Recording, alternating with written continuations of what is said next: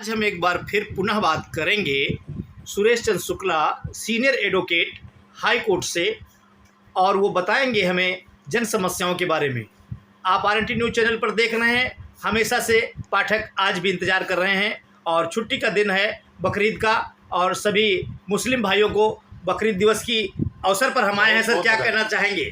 बकरीद पे सभी हमारे मुस्लिम भाइयों को बहुत बहुत बधाई हमारी तरफ से, बहुत बहुत शुभकामनाएं, बहुत बहुत बधाई। खुश रहें सब लोग, मस्ती से जीवन यापन करें। सर, आज हम ये जानना चाहते हैं, एक विषय लेकर के आए हैं, ये मोटर वाहन अधिनियम जो है, अभी पेपरों में, अखबारों में सुर्खियों में आया कि ये सारे चालान 5 वर्षों के निरस्त कर दिए गए हैं। और तो ये कैसे निरस्त हो जाते हैं और कैसे शुरू हो जाते हैं? सर, क्या है ये आँख मिचौली का काम? देखिए, आँख मिचौली का काम जो भी है सर, भाई पुलिस चालान करती है। जब कोई वाहन गलत चलता है, गलत तरीके से नियम विरुद्ध चलता है, तो पुलिस उसका चालान करती है। चालान वो है क्या नाम, चालान पे जुर्माना होता है, जुर्माना जो उसको वाहन चालक को या वाहन मालिक को जमा करना होता है।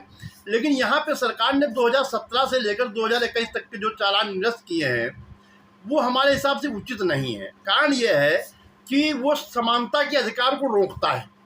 उसका कारण ये है, मान लीजिए 17 से लेकर के 21 तक जो चालान हुए उसमें से क्या नाम 20%, 40%, 50% लोगों ने जमा कर दिए। तो अब उनके अंदर ये भावना आएगी कि जो रह गए हैं वो तो जमा नहीं करेंगे और हमारा पैसा जमा हो गया। पहली बात तो द्वेष भावना पैदा होगी। दूसरी बात ये है, भविष्य में लोग जिनका चालान होगा इसी लालच में कि हो सकता है चालान जो है निरस्त हो जाए, वो भविष्य में उस चालान को जमा नहीं करेंगे, चालान छुड़ाएंगे नहीं, जुर्माना नहीं जमा करेंगे, जिससे एक आदमी के दिमाग के अंदर या सरकार के ऊपर या कोर्ट के ऊपर बोझ बढ़ेगा।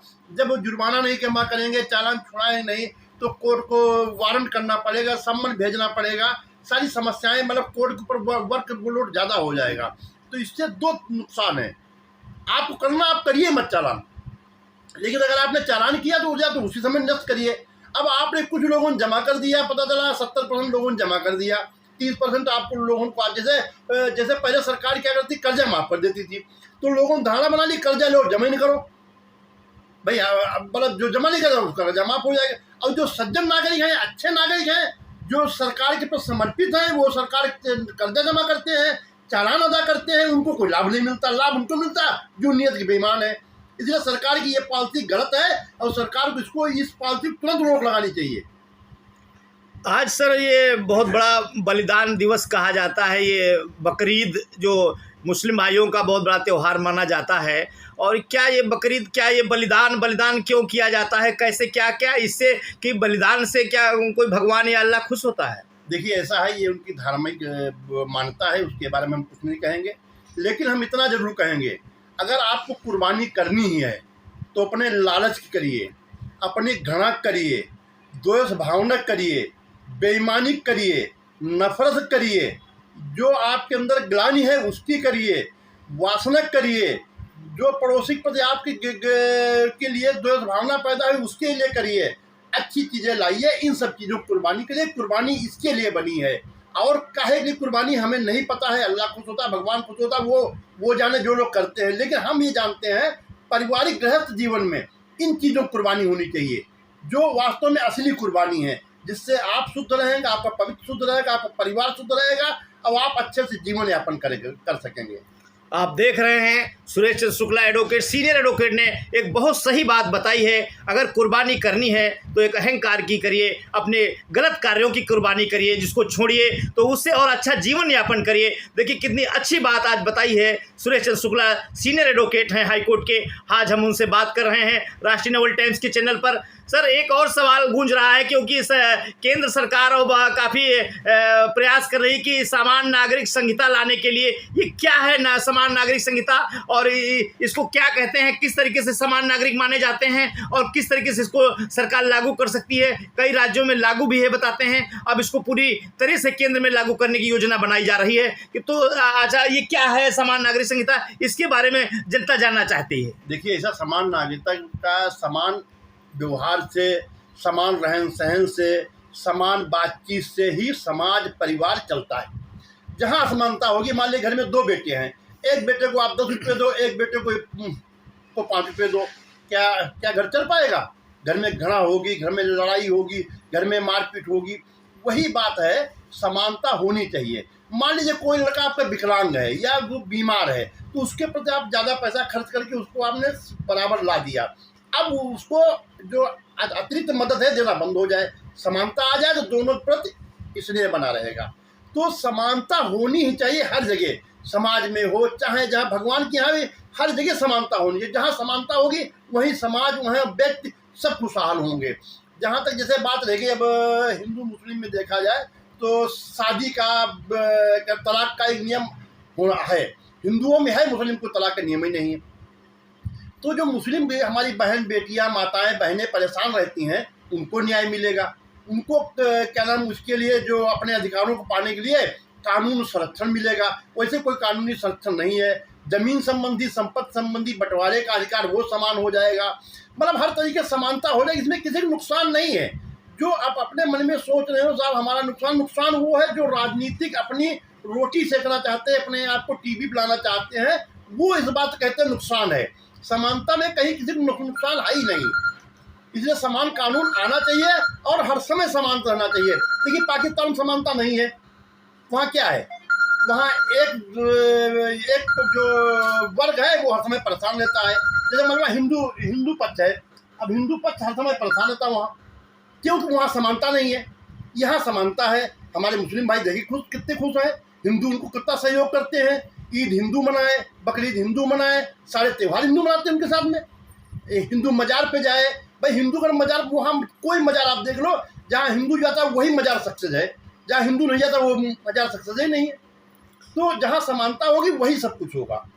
सर एक सवाल और गूंज रहा है कि अभी जो है हाल ही में आपका जो पाकिस्तान अधिकृत कश्मीर है पीओके, उसकी भी चर्चा काफ़ी ज़ोरों पर है और कहते हैं कि वहाँ के लोग काफ़ी परेशान हैं और पाकिस्तान वहाँ पर आईएसआई एजेंट कम से कम 200 नवयुवकों को वहाँ से उठा चुका है और उनके आईएसआई एजेंट बनाता है। और इस पर क्या सर, ये क्या है ये मामला? देखिए यहाँ पर हम इतना खाली ये कहेंगे, एक हमारे कहावत कहेगी, जो बोगे वही काटोगे। पाकिस्तान ने नफरत, घृणा, द्वेष भावना बोई है। उन्होंने धर्म के नाम पे जितने गंदे गंदे काम हो सकते खराब काम कर सकते हैं। मस्जिद रोज जाएंगे, गलत काम सारे करेंगे। भाई हिंदुओं को वहाँ आपके पास रखा गया, हिंदू कम थे, आपकी जिम्मेदारी थे, आप उनके संरक्षक थे, उनको खुशहाल रखते, उनके साथ कोई दुर्व्यवहार न करते। अब वहाँ हिंदू लड़की उठा रहे हैं, कहीं कुछ कर रहे हैं। तो एक कबीरदास ने कहा हुए, उन्होंने दोहा कहा है, मरी खाल की सांस तो सार भस्म हो जाए। तो उनकी हाय है, वो अंदर रोते हैं, वो रोता है, ऊपर वाला देखता है। वो खुदा कभी खुश नहीं रहने देगा उस इंसान को जो इंसान दूसरे को परेशान करेगा।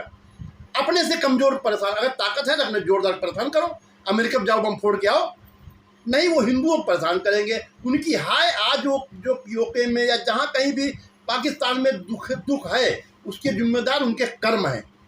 उन्होंने सरकार जिम्मेदार नहीं है, पाकिस्तानी कर्म जिम्मेदार हैं, उनकी घृणा जिम्मेदार है, उनकी नफरत जिम्मेदार है, उनका अहंकार उनका जिम्मेदार है। तो जो पीओके में हो रहा, आज देखिए हमारा बगल में कश्मीर है, उसमें से कितनी खुशहाली है, स्वर्ग है वहाँ का, वहाँ रहने वाले आराम से कितने सुखतापूर्वक जीवन यापन करें। जबकि पाकिस्तान 100% चाहता है कि वहाँ मतलब आतंकवाद फैले, लोग मरें, लोगों को मारा जाए और क्या नाम दहशत फैलाई जाए। लेकिन नहीं, ऊपर वाला खुश है हमसे, क्योंकि हिंदू लोग सब अच्छे काम करते हैं। हमारे यहाँ मुसलमान भाई बहुत अच्छे काम करते हैं, सब साथ रहते हैं। घृणा नफरत यहाँ नहीं है, यहाँ खुशहाली, वहाँ घृणा नफरत है। तो वहाँ ये वो उनको मारते, वो उनको मारते। सर एक और आखिरी सवाल बचा है हमारा, जो है छोटा सा है कि जो अभी प्रधानमंत्री जी को मिस्र में नाइल से सम्मान मिला और अमेरिका में भी सांसदों ने पलक पावड़े बिछा दिए प्रधानमंत्री नरेंद्र मोदी के लिए, और यहाँ तक कि जो बाइडेन ने तो तारीफ की ही, वहाँ के स्पीकर ने ऑटोग्राफ और सांसदों ने भी मतलब वहाँ पर हाथ मिलाने के लिए आतुर दिखाई दिए कि भारत की इतनी विशाल मित्रता अमेरिका के साथ हुई। देखिए भारत एक ऐसा देश है जिसको कुछ राजनीतिज्ञों ने हर समय गर्द में डुबोया, जबकि भारत कितना महान देश है ही नहीं। भारत ही देश ऐसा है जहाँ भारत माता बोला जाता है, और जहाँ माता शब्द आ जाए उससे बड़ा दुनिया में कुछ है ही नहीं। देखिए बता दें, दुनिया में माँ बाप से बड़ा भगवान कोई है ही नहीं। कि खुदा जाकर रोज नमाज पढ़ो, चाहे मंदिर में जाकर रोज पूजा करो, उससे कोई फायदा नहीं। घर में माँ बाप पूजा करो हमारे हिसाब से। अब ये रहेगा उस आदमी को देखो, प्रधानमंत्री है होने के बावजूद भी अपने माँ के साथ माँ जैसा व्यवहार करता रहा, ठीक है, और उसके कर्म कर्तव्य इतने अच्छे हैं जिससे दुनिया उसके चरणों में गिरने को आतुर है। ये कर्तव्य होता, कर्म होता, कर्म करता। देखिए यहाँ जब कोरोना आया, वैक्सीन लगी, उस आदमी ने, उस व्यक्ति ने अपनी वैक्सीन अपने नियम से लगवाई, ना कि बीच में पहले लगवा ली। प्रधानमंत्री था पहले लगवा लेता, उसने पहले नहीं लगवाई, जब टर्म आया तब लगाई। वोट डालने जाता, जब टर्म होता तब वोट डालने जाता, लाइन लग के वोट डालता है। तो जहाँ पे आप कर्तव्य अच्छे करेंगे, कर्तव्य के पालन करेंगे, कर्म करेंगे, धर्म करेंगे, आपकी पूजा अपने आप होगी। इसलिए नरेंद्र मोदी पूजा होती है। नरेंद्र मोदी पूजा नहीं होती, उसके कर्म, उसके कर्तव्य में पूजा होती है। करीब 16 से अधिक मुस्लिम देशों ने उसको अपने यहाँ का सबसे बड़ा सम्मान प्राप्त कराया है, चाहे वो सऊदी अरब हो, यूएई हो, दुबई हो, बड़े बड़े बड़े कंट्री जो रहे हैं मुस्लिम कंट्री, उन्होंने अपने यहाँ का सर्वोच्च शिखर सम्मान नरेंद्र मोदी जी को दिया है। जबकि यहाँ लोग भारत में कहते हैं कि मुस्लिम विरोधी हैं नरेंद्र मोदी, जबकि अभी एक मस्जिद में भी मोदी जी गए और वहाँ पर दौरा किया। देखिए हम बताएं आपको, मुस्लिम धर्म एक ऐसा है जो सबसे पवित्र धर्म है। खाली पाकिस्तान जैसा गंदा देश है जिसने पूरे मुस्लिम धर्म को बदनाम कर दिया पूरे विश्व में। सारे मुस्लिम देश, सारे मुस्लिम जो हैं बहुत अच्छी सोच के हैं, पूरे विश्व के मुस्लिम अच्छी सोच के हैं, खाली पाकिस्तान को छोड़ के।